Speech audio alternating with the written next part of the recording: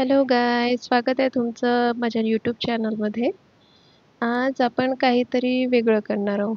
आधी मी जे करत आहे ते सांगते. ॲक्च्युली माती खोरत होते मी कुंडीमधली, कारण थोडीशी सावली आली होती. मी म्हटलं मला झाड लावायचं होतं एक, तर माती खोरून ठेवत होती बस. आणि बाजूला पण दिसत असेल तुम्हाला छोटे छोटे रोपं. ॲक्च्युली ते मी पक्ष्यांना दाणे वगैरे टाकते, त्यातलेच काही दाणे म्हणजे चणे होते ते सांडलेले, तर त्यातले छोटे छोटे रोपं आली आहेत.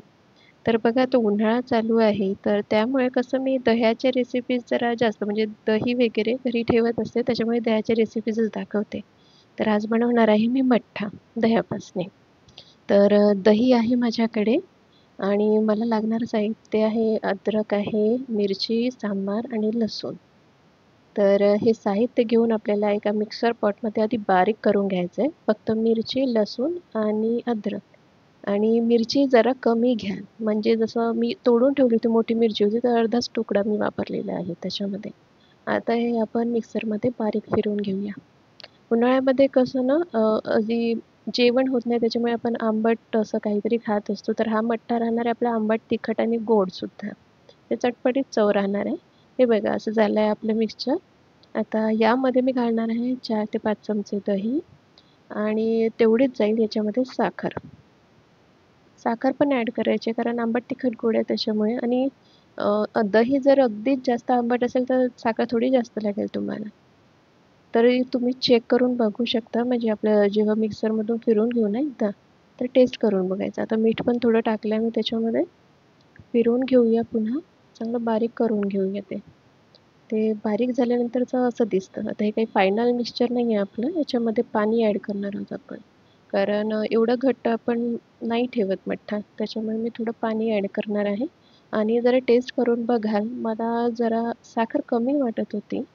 त्याच्यामुळे मी ना वरून ॲड केली आहे 2 चमचे साखर. ते मी आता विरघळून घेत आहे. विरघळून घेतल्यावर चेक करायचं. टेस्ट बरी वाटली तर मग ओके आहे. ठीक आहे. त्यामध्ये मग आता बारीक चिरलेली आता कोथिंबीर आहे ते मी घालणार आहे.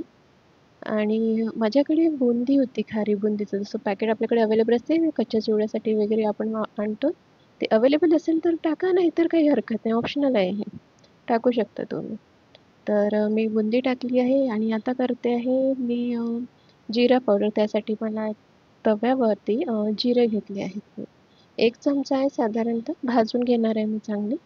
कारण मला ही वेळेवरती जिरा पावडर केलेली आवडते. ते ऑलरेडी ते पॅकेटमध्ये असलेली कसं इतकी चव येत नाही त्याला, जी आपण घरगुती पद्धतीने करतो ना, वेळेवरती भाजून, तशी मी केली आहे बघा. बारीक-बारीक निवडायची याची, काही भरड पण असते, ती नाही घ्यायची. तर मग मी अशी बारीक केलेली ती पावडर आहे ती टाकणार आहे त्याच्यामध्ये. आणि माझ्याकडे की नाही काळं मीठ आहे. ते सुद्धा मी थोड्या प्रमाणामध्ये ॲड करणार आहे. थोडी चव बरी येते. ऑलरेडी आपण साधं मीठ ॲड केलं आहे, तर मी एकदम अर्धा चमचापेक्षा थोडं कमीच मीठ घेणार आहे. बघा झालंय आपला मठ्ठा रेडी. या पद्धतीने एकदा करून बघा. छान चव लागते. 1 वाटीच्या जागी 2 वाट्या पिऊन घ्याल तुम्ही. मी नेहमी अशीच करत असते.